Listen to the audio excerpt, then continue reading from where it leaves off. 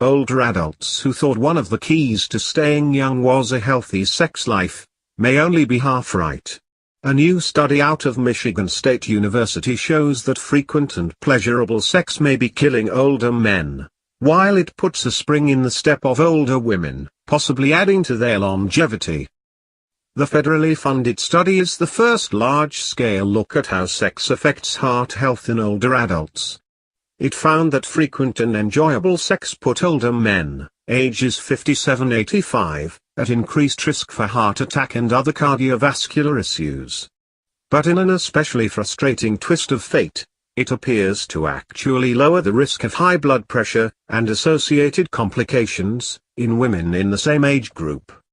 University researchers first collected data on 2,204 seniors in 2005 to 2006, with another round accumulated on the same group 5 years later, in order to get an idea of cardiovascular risk. They found that older men who had satisfying, enjoyable sex once a week or more were almost twice as likely to experience cardiovascular events 5 years later than men who were not sexually active.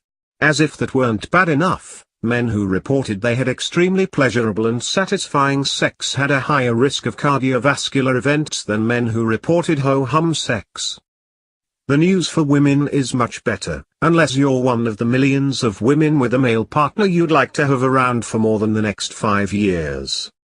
Women who said their sex lives were extremely pleasurable or satisfying had a lower risk of hypertension after 5 years than women who reported having not so great sex. Hugh Liu, MSU Associate Professor of Sociology, and a researcher on the project, and her colleagues have a couple of theories about why this is so. Women, more typically than men, have deep relationships that provide social and emotional support, which can reduce stress and the risk of cardiovascular problems.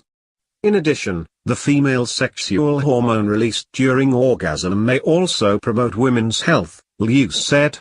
She suggests that for men, the strains of a sexual relationship on an aging body may contribute to the increased risk.